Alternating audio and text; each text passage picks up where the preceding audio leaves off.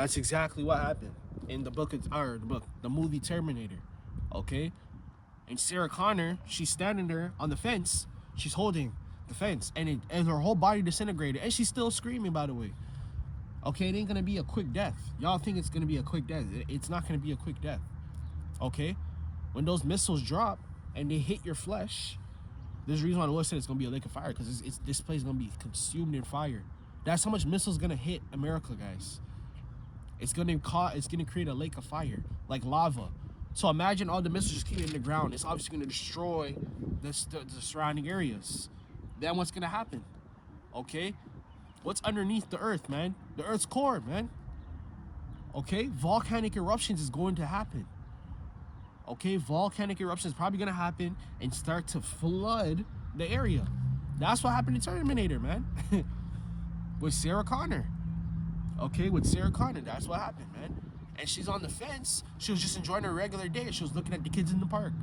Boom, boom, a big ass flash, and everything got blown away. Her skin got blown away. Her skeletal structure was still on the fence. She's and she's still screaming because her soul was still there.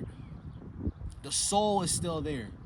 Her soul was still there. Her body was destroyed, but her soul was still there. The Lord was burning her wickedness, man. Burning her, man. All right? I'll never forget that scene, man. I remember, I'm like, yo, this is what the scripture's talking about. That's exactly what it is. The scriptures described it perfectly, man. All right?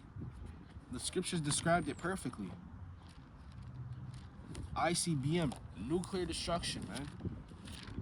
That's why why do you think these elites are gonna go miles and miles and miles and miles and miles and miles underground, man? Okay?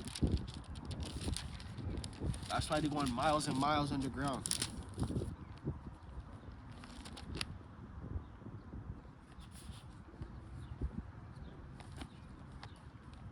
Jeremiah chapter 30, verse 16. Start verse 14. All thy lovers have forgotten thee, they seek thee not. For I have wounded thee with the wound of an enemy, with the chastisement of the cruel one, for the multitude of thy iniquity, because thy sins were increased. That's why I was talking about Jake. Okay? That's why we're in the predicament we're in right now. Okay? Verse 15, why criest thou for thy affliction? Thy sorrow is incurable. For the multitude of thy iniquity, because thy sins were increased, I have done these things unto thee. Okay? Which the book of Deuteronomy talks about, man. The Lord warned us. Once he took us out of Egypt, the Lord took us out of Egypt, he said, if you guys go back onto these ways, I'm going to do it again. I'm going to do it again. The Lord said he's going to do it again. He's going to bust our ass again, man. The Lord said that, man. Okay? When we were in the wilderness, too. And Jake was still acting a fool. Jake was still acting a fool, still not listening to the Lord. That's why a lot of Jakes, when we were in the wilderness, they passed away. They passed away, man. We were in the wilderness for what? I don't even remember how many years. We were in the wilderness for years, man, when we came out of Egypt. Okay? You already know what the Lord was doing there. Purging Jake out. The wicked-ass Jakes that were in Egypt still had the mindset of Egypt in their mind, man. Okay? Because just like, what is it called? Just like here in America, they're going to need to be purged. Okay? All right?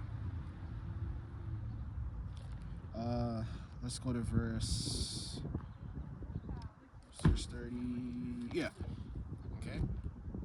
So it says, verse 16, it says, therefore all they that devour thee shall be devoured. So Esau has devoured the Israelites. He's devoured the earth. Okay, the earth is at its, dying state, man. The earth hasn't had a Sabbath since how long? You know what I mean? The earth hasn't had a Sabbath since how long? The land resting and all that. Okay? So, all in all, man, these nations have devoured us, man. Okay? That's why I bring out the scriptures before, proving that we were scattered amongst all nations. We look like them, too. Okay? You're going to see some Jakes speaking Hindu, Sikh on the chariots. You know?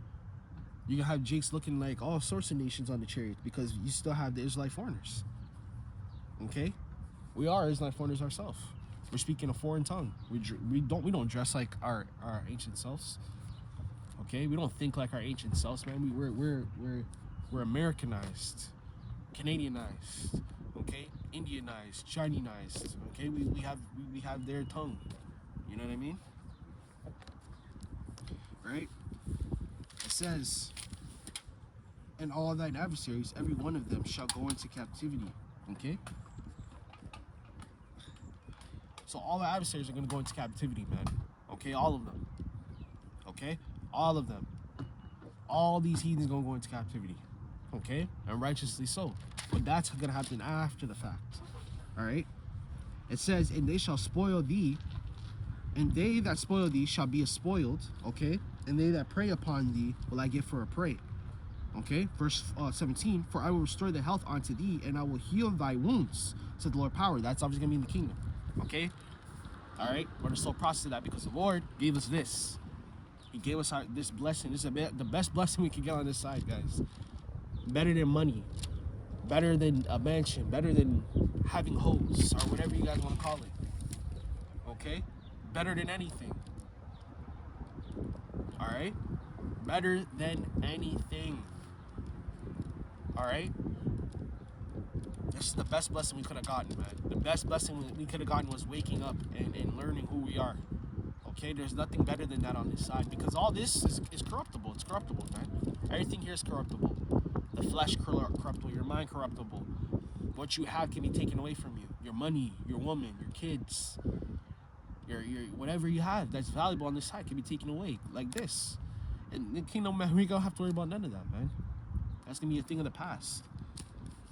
Alright? That's gonna be a thing of the past, man. Alright? God. Right now we're under the curses. We're destroyed. We're weak. Okay? We need deliverance, man. That's ultimately what we need, is deliverance. Okay? We need deliverance, man. Alright? Place got us like all jacked up and shit. Alright?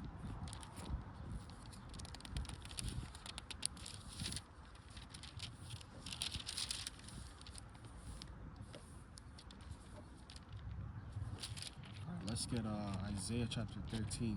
That's probably gonna be the rest of the lesson too, because that's a big one. Saving that for last. Okay?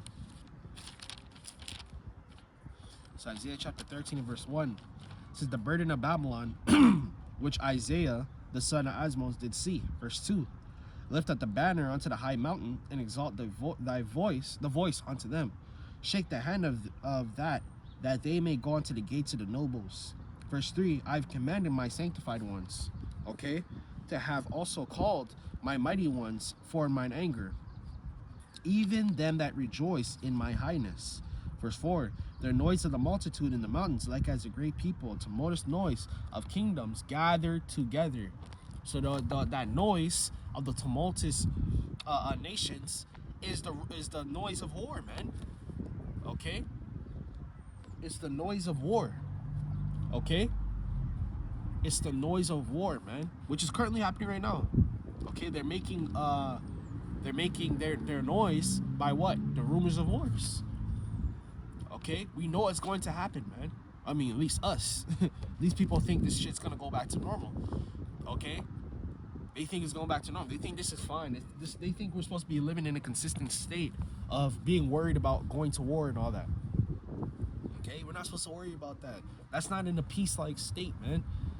You see, you guys desired peace, but before you have peace, you must have war. Okay, you must have war. All right. It says, the kingdoms of nations gather together. The Lord of hosts must lift the battle. Verse 5. They come from a far country. Exactly. So one end of the earth, you're gonna have countries from Africa. You're gonna have countries from Asia. Every continent has multiple countries, guys.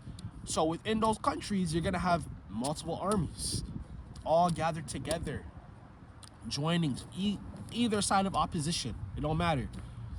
Okay, either side of opposition. All right.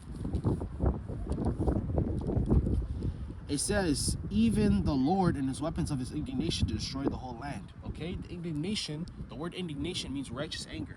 Okay, that's what that means. It means righteous anger.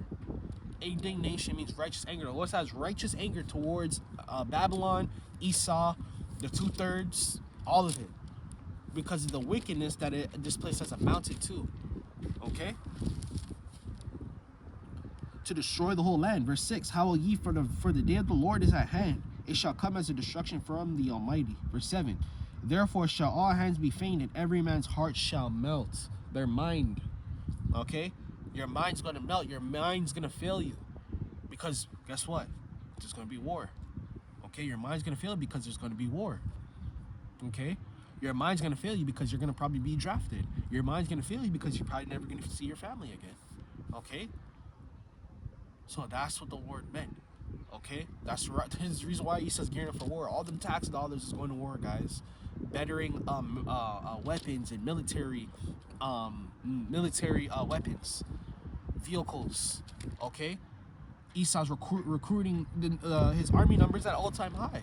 So much so that he ain't gonna have a choice. He's just like, screw it. Just, give them, let's make a bill where we can just draft them. And even these damn women are gonna get drafted to war, man.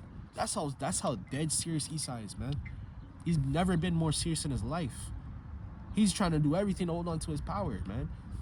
Okay? It says, verse 8, and they shall be afraid, pangs and sorrow shall take a hold of them. Right. Okay? Con, it's lucky.